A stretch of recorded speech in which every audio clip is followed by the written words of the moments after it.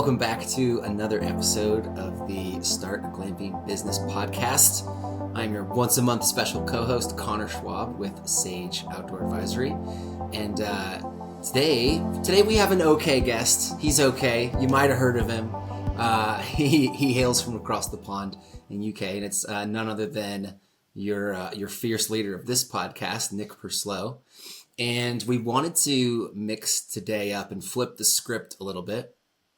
Obviously, all the listeners are very familiar with Nick diving in and asking a lot of entrepreneurs and service providers in the glamping industry about their experience. But we wanted to do something a little bit different today because I think we have a great opportunity. And I don't think there's anyone in the glamping industry that has had more in-depth conversations with more glamping operators and service providers. I don't think there's anyone that's done more than Nick. So what we wanted to do today was really try to synthesize and condense, the lessons that he's learned from all of these podcasts. So basically like a summary episode of all the golden insights from his last 75 podcasts. And this is a really great one for you guys to, if to get caught up on or to share with friends and family or anyone who might be thinking about getting into the glamping space or short-term vacation rentals or unique stays. This is a great one to share because it's kind of got everything in one episode. Nick, what would you like? Would you like to add anything to that? Yeah, no, well, thank you, Connor. I would say the worst guest we've had on the podcast so far today. And we realized the other day that we'd passed 75 episodes. And when we say 75 episodes, I'm including when the podcast was very much UK centric. And I think we're on about 85 now. So we're kind of just using this as an excuse to say, hey, we've done 75 episodes. Let's kind of recap the key takeaways. And there are some common themes that have come up throughout the 3-4 years we've been doing this now.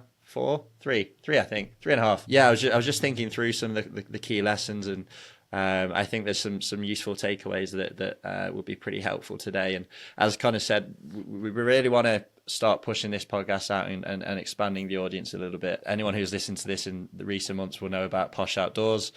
We will be doing a bit of a revamp of the podcast once Posh Outdoors hits its capital targets, and we will be really going on a push to spread the podcast out further then, but we want to get that started now. And so on the assumption that this will be a useful episode, it could turn out to be terrible, but on the assumption that it will be useful, I'm going to ask everyone listening to this, if you have anyone, whether it's a friend, family, business connection, whatever, if you know of anyone that is interested in getting into glamping, short-term rentals, Airbnbs, whatever, please share this with them. It's going to be useful for prospective glamping operators, existing glamping operators, even just Airbnb people. There'll be useful insights for all. And we think it's kind of going to provide a pretty good summary of what we do as a podcast and how it might be helpful to anyone looking to get into the business or already in the business. So please do share it far and wide. I will stop rambling now. All I will say is we're going to be referencing a lot of previous episodes of the podcast today. Any episodes that reference will be linked in the description, so you can go and find it and listen to that full episode. And we'll do it in order of mention as well. So that's about it. We've got 10 lessons to go through. So Connor, I'm handing the reins back over to you, sir.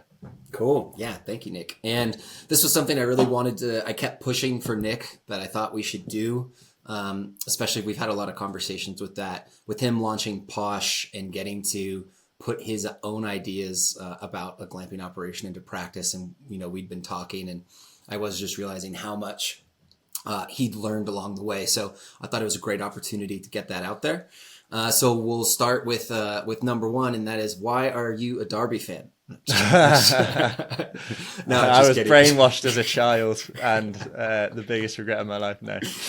For any of the listeners, that's a football club or a soccer club, as we would call it. But all right, football on this podcast, Connor, not soccer.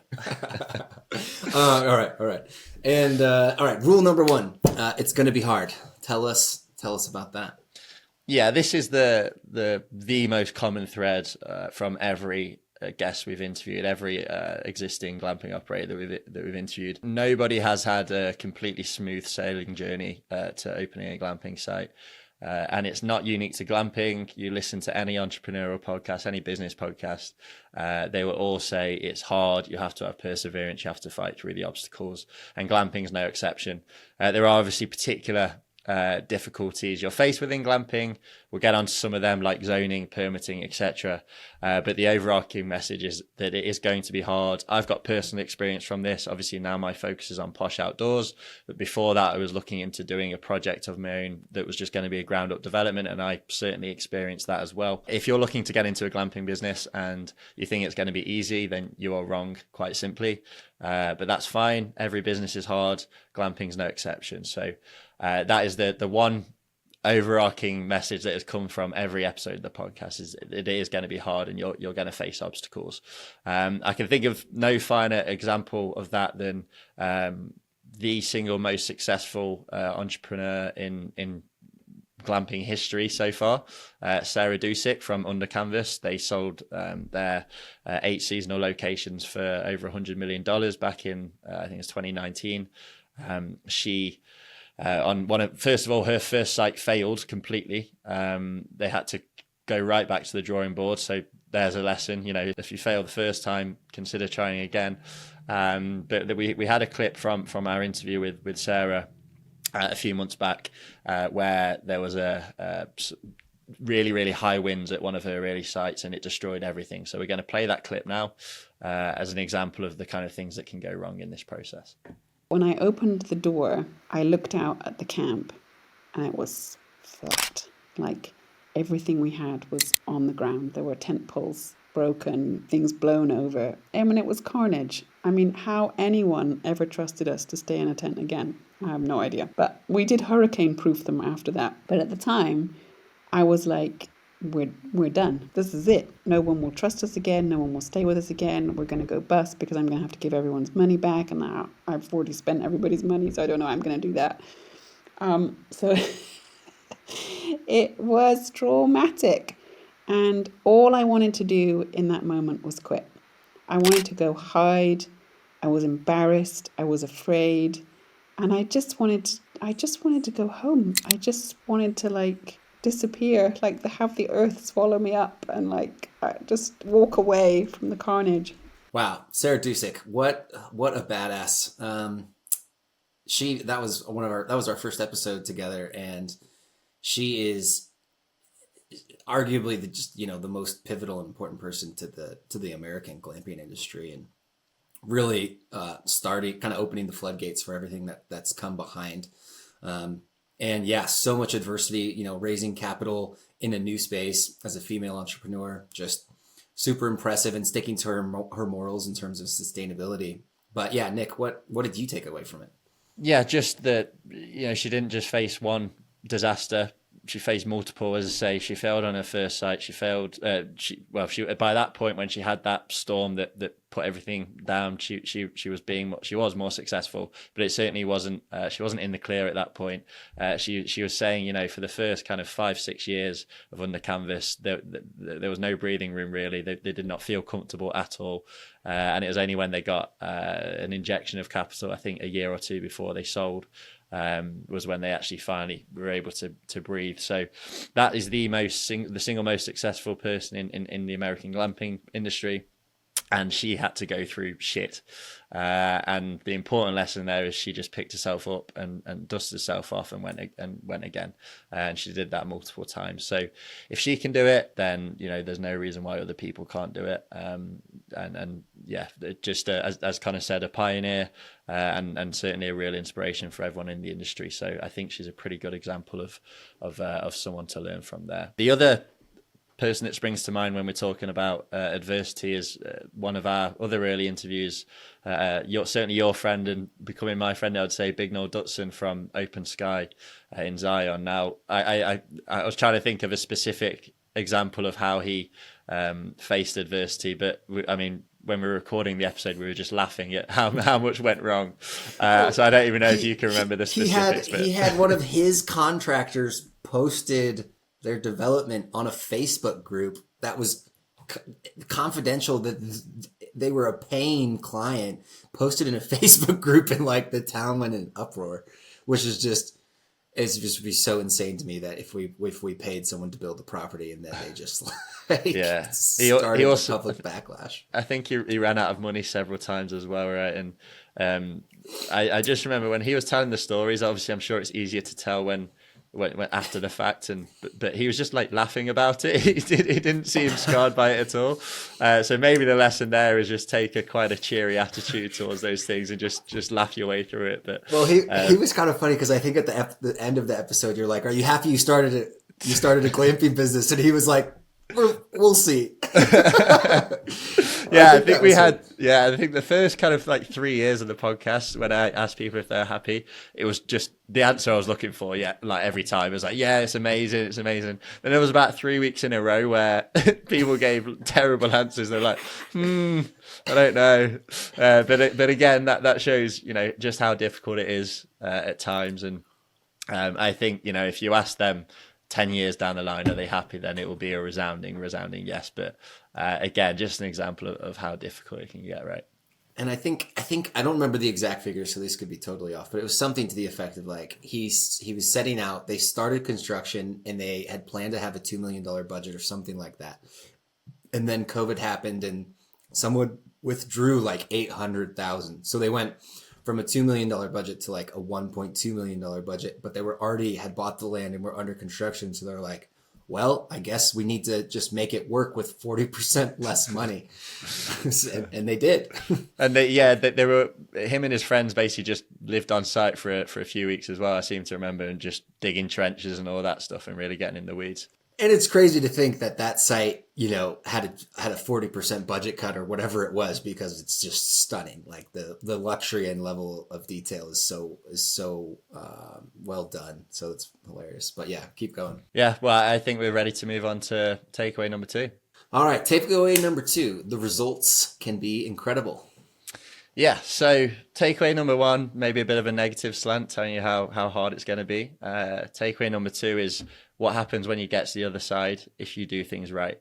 Now, the headline there was the results can be incredible. Incredible can mean different things. So we mentioned Sarah Dusick at Under Canvas. She sold for over $100 million, which is clearly the extreme end of the spectrum. That's certainly kind of the level that we're aiming for at Posh Outdoors. Hint, hint, please invest. But there are all sorts of different levels to that. Maybe kind of in the middle of that, you've got Ben Wolf at Inera, who had an 11-unit site, was operating for 14 months and sold 90% of his stake with the company valued at $7 million. That's a very, very nice sum. Not quite the $100 million generational wealth, but a very, very nice sum. And I certainly think 7-figure exits like that are very much achievable in this space for independent operators. But it's not all about 7-figure exits.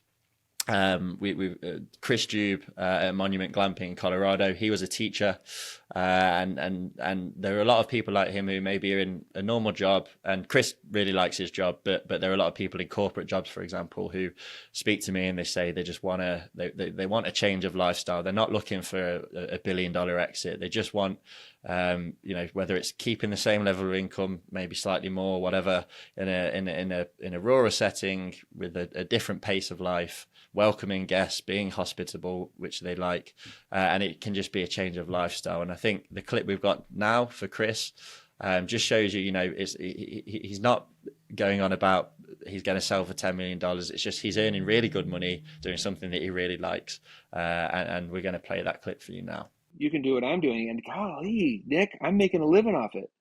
I'm making 6 figures off of this. I was a teacher. I was a public school teacher. And I quit, and I'm doing this full time. It's almost funny how much money is in this space. I talk to people in the short-term rental space, and I'm kind of in some groups and things like that. I mean, glamping is like, we're making more money than, they're getting excited about making $500 a month on their Airbnb. I'm waiting for the day that they realize how much money there is in this space, because don't tell them. Well, yeah. I mean, if they want to give us a load of money to do it for them, then feel free. Okay, that was slightly more money centric than I remembered that clip. Very wholesome. There is a lot of money to teach kids. There is a lot of money to be made in glamping. It can change your lifestyle. It can change your life, whether that is earning very good money, just allowing you to change your job, all the way up to $100 million exit.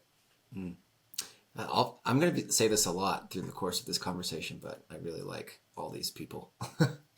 Chris Jude, the glamping guy. All right. All right. That was those three. And how about on to number 3, which is there's no one correct model. Yeah, and we've touched upon this quite a bit in recent episodes, and it's become obvious that it's a bit of a takeaway. But I see the different models that you can operate a glamping business with as a bit of a spectrum. On the one end, you've got Ben Wolf at an era who had no on-site staff, just one staff member 20 minutes away. They didn't want the guests to see any staff. They just wanted them to be able to turn up, check in remotely, and just get on with enjoying their vacation straight away without having to go through a check-in desk, without having to see other people. And it was just their experience, and they wanted peace and seclusion and quiet. And Getaway, who are a venture-backed company, 30 sites across the US, they have a similar model. I do think they have a check-in desk, but other than that, they don't want the guests to see the staff. That really works. Clearly, Getaway have done very well. Ben Wolf's and Era have done very well. As I mentioned, he sold his business for $7 million after 14 months. But that's just one way of doing things. Recent guest we've had, Irene Woods from The Fields. She is the complete opposite. High touch hospitality. She wants to see her guests all the time. She has staff milling about, and they want them to interact with guests. That's how that's part of the guest experience, is those interactions those guests have with the staff. That's how they get feedback. That's how they improve. Both examples on either end of the spectrum have been incredibly successful.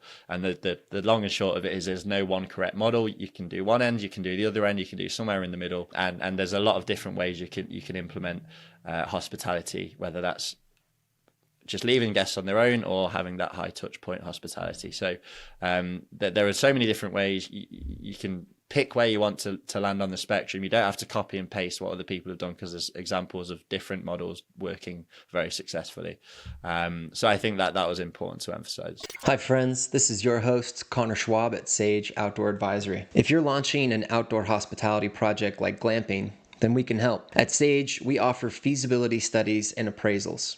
Essentially what that means is we look at the market and your proposed business offering and do an in-depth analysis and financial projections to make sure that your business is profitable. This is something that's very helpful to know before you spend all of your time and resources launching. This is also particularly helpful if you're going to be raising money from a bank or private investors to capitalize your project. They're going to want to see this type of in-depth analysis from an independent third-party specialist. We've done over 250 projects across the US in the last 4 years, so we know what it takes to take a project from concept to reality. If this sounds like something that would be helpful to you, you can go to our website, sageoutdooradvisory.com, and you can schedule a complimentary intro call with one of our specialists. Thanks.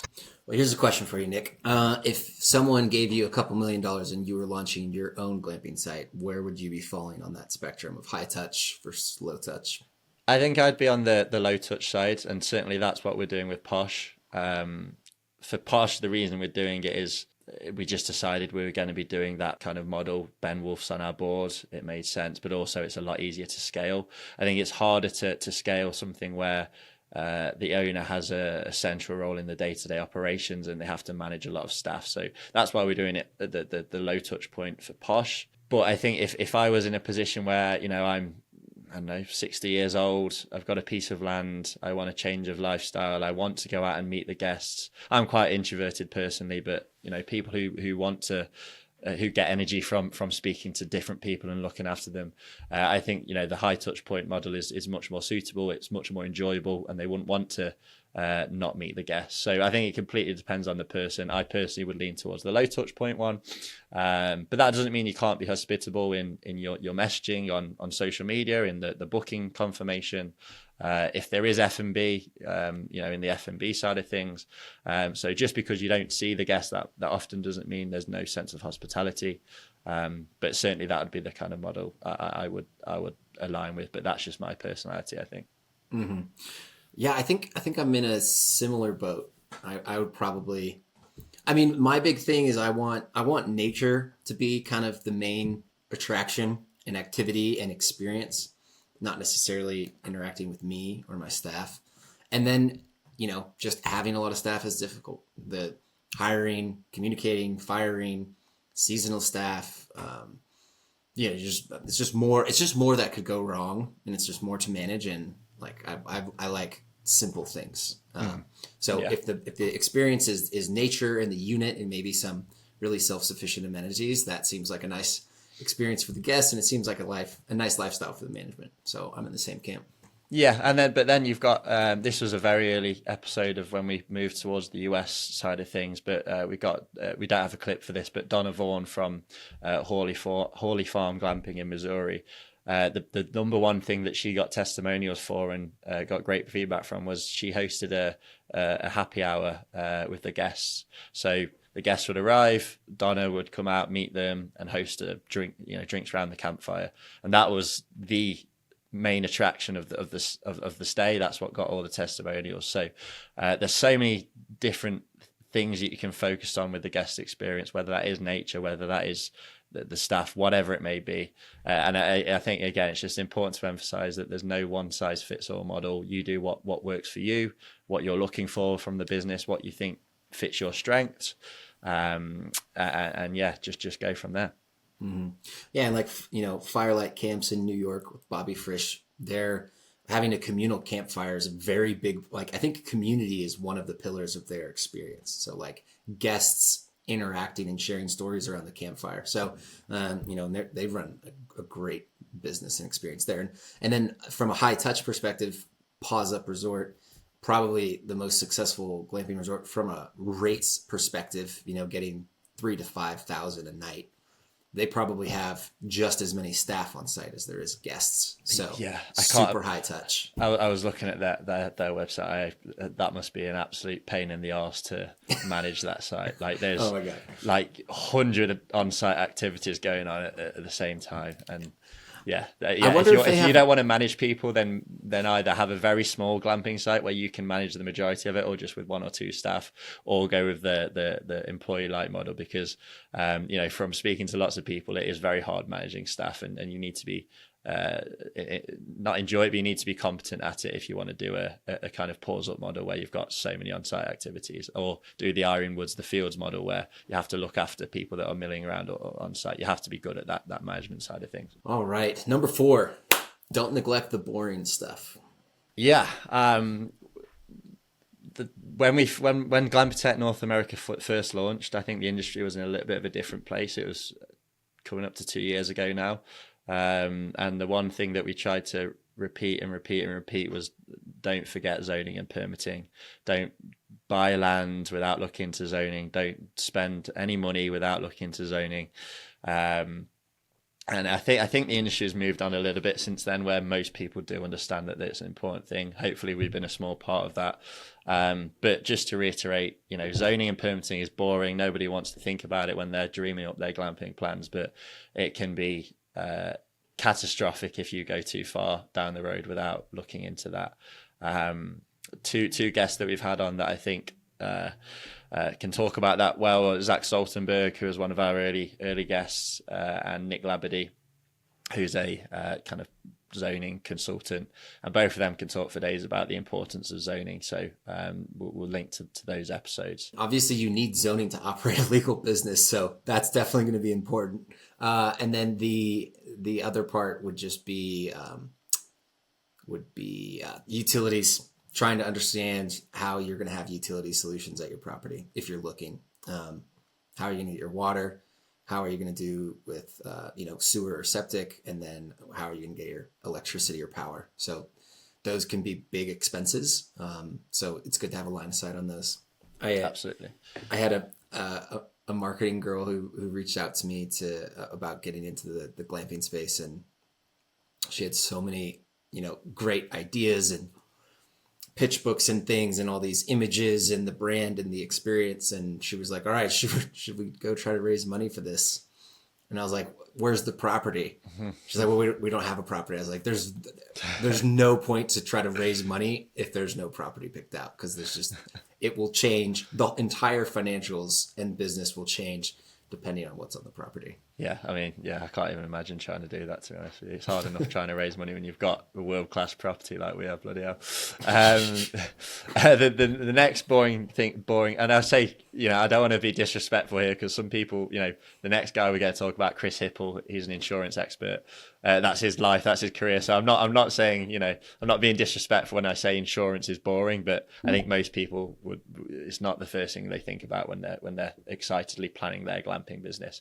And Chris was a recent guest actually a few weeks ago, and he could speak for days about the consequences potentially of failing to be adequately insured. And it's not just insuring against a guest falling over a tent peg or anything like that. It can include making sure that you have adequate protection and figuring out whether your contractors, who you might see as a contractors, actually are deemed employees for insurance purposes, and making sure they're covered. I think he used an example of a guy who was fixing a roof. You'd think he'd be a contractor. Turns out he was classed as an employee. He wasn't adequately insured, and the site had to foot the bill of $50,000 or whatever it was for his back surgery when he fell off the roof or something along those lines. So I would recommend, first of all, go back and listen to that episode. It was really valuable, and do not neglect insurance. And that includes, particularly if you're on a coast, for example, if you're near Florida where there's hurricanes and considerations like that, ensuring the structures and the physical infrastructure can be difficult. And so the lesson there is always start looking into that early. As soon as you know that the property you're on is a goer, start looking into that very early and making sure that you're going to be able to get insurance. It's not going to cost a bomb. That's a really good point. If for any listeners, if you're looking at a property in Florida or California, maybe before you purchase that property, you might want to see if you can get any business insurance, because there is a good chance that you might not be able to get any. And sometimes that can interfere with your ability to raise capital or get a mortgage to purchase the land or a construction loan. So that's super important to look into, particularly in those two states for wildfire risks and hurricane risks. Yeah. And the solution there, I've got no incentive to say this, is if you have any questions, just speak to Chris. Go on the episode that will be linked in the description. There'll be his details will be in the description of his episode. Just go and speak to him. He's very happy to help. He's a true expert in the field, and you can't go far wrong with him. So start looking into insurance quickly. The next thing is probably even more neglected than insurance, and that's the compliance with the ADA, the Americans with Disabilities Act. We had Irene Jones from another insurance company come on to talk specifically about that. Again, it's something that you might not consider. It may actually be. I suspect that there's a hell of a lot of glamping sites out there, particularly independent glamping sites, that are in breach of the ADA in terms of how they're designed, to be honest with you. So be aware of that. It's something that probably won't come back to bite you, but if it does, it might cost you a lot of money and potentially put you out of business. So we've got a clip queued up here explaining the importance of the ADA and how you might get caught out, and then we're going to discuss it afterwards. Woman goes to check into a hotel. She appears to not have a disability. So she's got a non-visible disability. She's got her service animal with her. She says, hey, I'm here to check in. And so the guy behind the counter says, okay, great, but we have a strict no pets policy. She goes, oh, yeah, I understand, but this is my service animal. And he said to her, yeah, you're not fooling me. That's not a service animal. There's nothing wrong with you. She just froze. She knew the law. And she said, would you do me a favor? Would you have your manager come down here? So the manager came down and he said, please tell me what happened. And he got red in the face because he knew at that point that they had violated the ADA and that he hadn't trained his employee properly. Prime example there of, again, something that you might know about the ADA. You might think it's just restricted to making sure that you've got an accessible unit or whatever, but it can go to training your employees, making sure that you don't charge extra for service animals and tiny things like that. Again, the answer is just speak to an expert, go to Irene Jones's episode, see her contact details, and make sure you don't get caught out, because I think now as well, in particular, there are people whose job it is basically to go around and figure out how they can sue people and just fuck people over, basically. I thought I heard about something like this where there are people that just go around and try to sue companies for non-compliance, and that's like their business, which is just awful. Yeah. So, and in that case, I'm sure if there's someone who maybe is disabled and a reasonable person, as was the case in that clip, it might not be a problem. But if you've got a kind of I don't know what the word is, malicious, company coming after you, then they're not going to take that as a appeasement. So please be aware of that and make sure you think about it when you're designing your site, but also training your employees and thinking about your policies. Is there any other boring stuff? I'm sure there is, but we probably don't want to spend too much of this episode talking about. All right, number 5, housing for seasonal workers. Yeah, and this is again a common thread. Connor, I think it's come up in a fair few of the episodes that you've done with me, and you've spoken to similar people, so you can probably speak about this a little bit more than me, to be honest. But it's pretty common to hear of people having hiring difficulties, particularly when they're kind of have a very busy summer season. They need more staff. If you're in a remote location far away from the city, it's very hard to get people to get out to your site and work for you over the summer.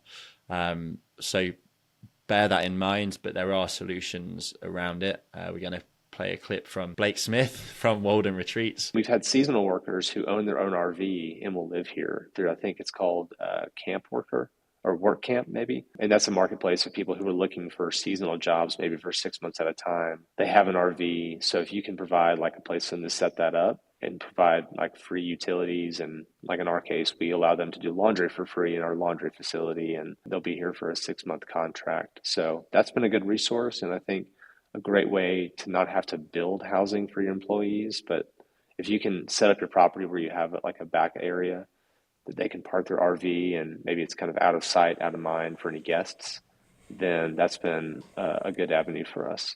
But staffing is constantly, we're always recruiting, always, because we never know if one of our team members may decide to go do something else, may get recruited away. And so we always have to stay on top of that. Blake, the man. I love that guy.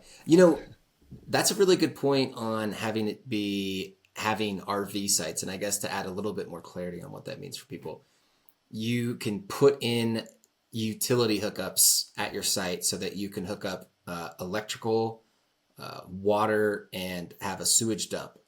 So that, if you have an RV, you have all the electricity to run your refrigerator and your TV and your microwave, and you can use the sinks and hot water, and you can use the shower and the toilet, and it like goes down into the sewage. And so adding those utility pedestals to your site does offer a lot of flexibility, and it's probably pretty low cost. And also bringing, it might be a little shoddy, but if you were trying to do something on the cheap, you could probably get an RV for $5 to $15,000 and put it on your site and have staff stay there, and you could move it or sell it, or it's just like a very flexible asset. Yeah, and as Blake said, there are platforms out there where people are specifically looking for opportunities to work at glamping sites or similar kind of places where they get to travel, they get to see beautiful places, and there's no necessarily expectation that they'll be there all year round. That can be specific platforms. There'll be Facebook groups out there. So that's certainly something to bear in mind. I would consider, if you're trying to figure out whether there is a local labour market, whether you will need that extra help with maybe travelling seasonal workers, maybe speak to the county kind of economic development office or some kind of similar office where they may have an insight as to how difficult it is to attract people out to work in the remote places. And that can help you plan. Maybe you do put 5 RV spots, or maybe you do 10, or maybe you do none. So I think just looking into the local labour market and then figuring out whether you need to employ those kind of tactics accordingly is something to bear in mind. All right, moving on. Number 6. Community outreach is vital. Yeah, this is probably, if we're talking number 1 hacks or tactics to use for a lot of people, this would probably be a big recommendation that I'd give to a lot of people. You may be in an area with no zoning or permitting, in which case this probably doesn't matter as much. You may be in an area where the neighbours and the county are really supportive, in which case this doesn't matter as much. But we've heard of plenty of scenarios where neighbours absolutely hate the idea of a glamping site being built in their area. We had one guest. It was ages ago. I forget the name. I apologize, but she had no problems getting permitted really. But one of the neighbours basically drove by shooting a gun for the first few nights that they were open, just because they hated the idea that much. And what actually happens quite often is the neighbours will end up coming around to the idea, and they actually really like it and they think it's really great. But in a lot of cases, as we're about to learn, before it opens, there's just massive uproar about the idea, and they will do everything in their power to stop it. Now, the good news is in every case, pretty much, the neighbours aren't the ones that make the decision as to whether the glamping site is permitted. But more often than not, if they hate the idea and they all band together, then it's going to make your life a lot more difficult getting the permits. So that's why community outreach can be incredibly important. I can think of 3 guests that we've had that have really emphasized that. The first one being Zach Stoltenberg, the architect from Clockwork. We've mentioned him before. He hosts, his standard practice is to host like a welcome evening where they'll put on a bit of food, invite the local community down, and say, look, this is what we're looking to do. This is how it might benefit the area. This is how we're going to take your concerns into consideration and kind of preempt those concerns, and that can help. Similar, Stephen Malden from Getaway. They're the big kind of, they've got 30 locations around that across the US.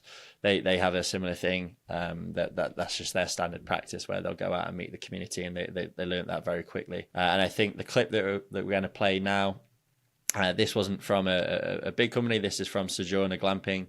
I'm not sure if they're open yet, but they were close to opening when we did the interview. They were getting a 144 unit site permitted, which, as you can imagine, caused a few issues. I think they actually got rejected on their first application, or they faced so much opposition on their first property that they just decided against it. So they found another property, applied the lessons they learned from that first failure, which again goes back to point number 1, is it will be hard, and you've got to learn from that. And they ended up kind of applying those lessons and getting through and getting their site permitted.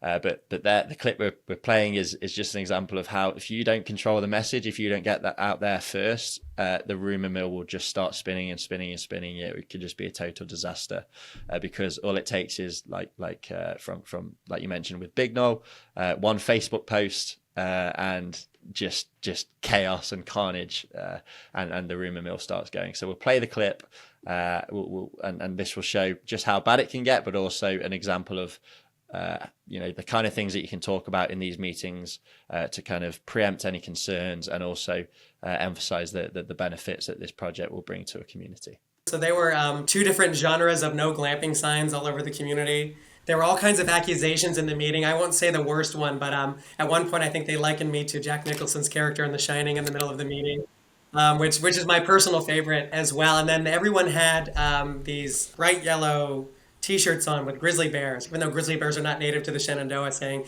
keep the area idyllic. But the irony of this entire thing is that one of the biggest goals of this community is to preserve the rural nature of the community. And what's happening is old farmers are deciding not to farm. They're selling their land. The easiest thing to do is turn it into a housing development, because you don't need approvals for that. And we put out in our slide that helped us get approved to say, look, here's how many dozens of eggs. I think it's like 850 dozens of eggs I'm going to buy a month, 2,000 pounds of beef, like 1,500 pounds of chicken. If you want to keep rural farmers in business, you need real buyers who are going to buy that produce, and that's what we're going to do. And that's one of the things that helped turn the tide for us. Well, yeah, I mean, I don't think there's really much follow-up needed there. It's just a perfect example of just how bad things can get, and just a prime example of the kind of things that you can say that will help get people on side. You'll never convince everyone, but if you can put those kind of points together, preempt the concerns, preempt what might actually kind of turn the tide and make people see the benefit of what you're bringing, you're going to put yourself in the best possible position of turning the tide. But I think the key thing to emphasize is getting ahead of the message, controlling the narrative, making sure that you're the one to present the idea to people and that you're preempting their concerns and getting across the benefits before anyone can even think about the downsides, before the rumor mill can start spinning. Because if you're behind the narrative, then you've already lost, basically, because it's going to be very hard to convince people otherwise. And the Facebook groups will be out in force, the T-shirts will be out in force, the signs will be out in force, and it gets pretty nasty. So control the narrative, get ahead of the message, I think is the key takeaway from that one. Yeah, I couldn't agree more. And if you're out there and you're thinking, I don't think the neighbors are going to care about my project, they will.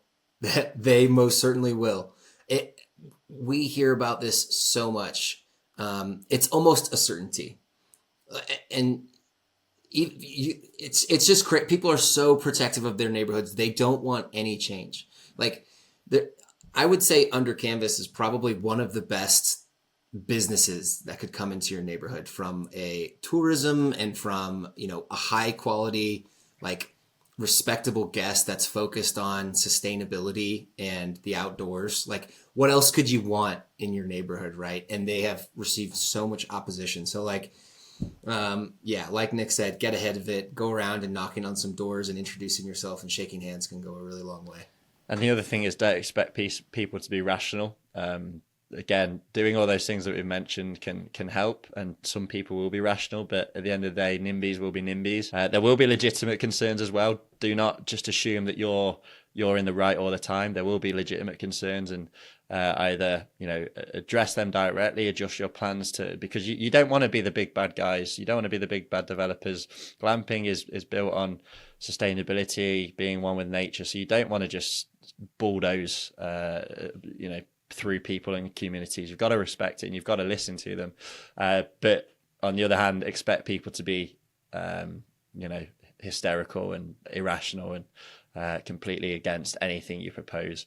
But if you can convince enough people in the community and get people to support you, whether it's local businesses, the Economic Development Bureau, whatever it may be, that can turn the tide and that can counter the negativity as well. And then also remember that it's not the local community that makes the decisions; it's the planning board or whoever it may be. So try not to get too stressed.